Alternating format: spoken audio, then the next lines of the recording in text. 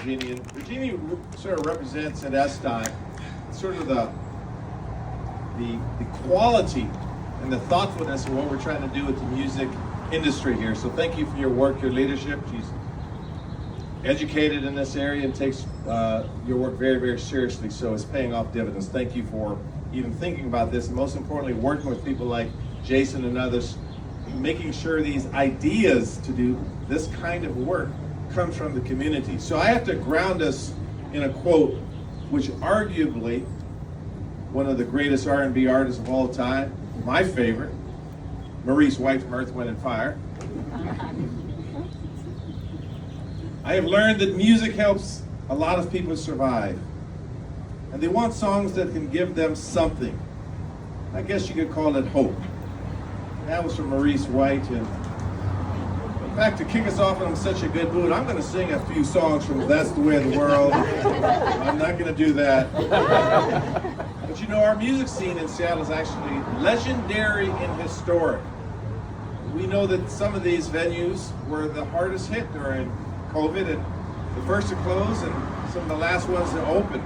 But it's through great venues like the Crocodile and others in the music industry. And again, Jason, thank you for your work on the commission.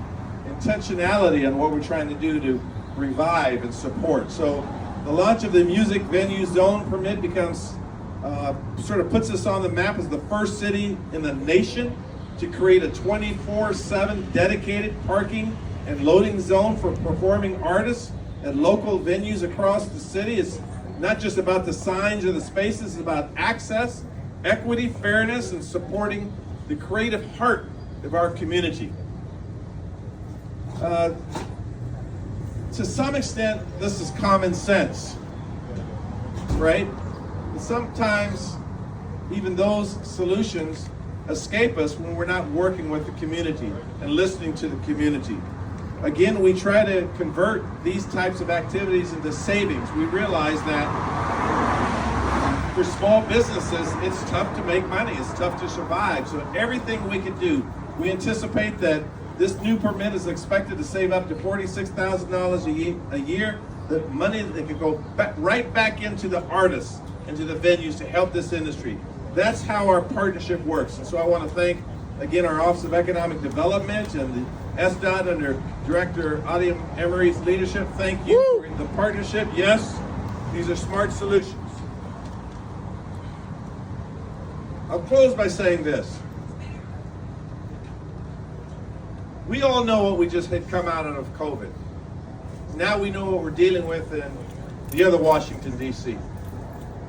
Right now is a time to sing our messages, to have a common beat, a common rhythm in our community.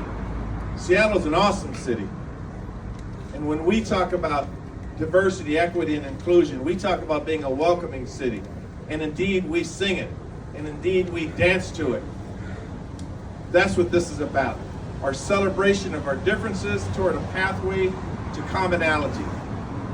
Speaking of that, what I have in common with the President of the Seattle City Council is that we both are supportive of this legislation and trying to do the best we could to support this industry. And so I present to you Council President Sarah Nelson.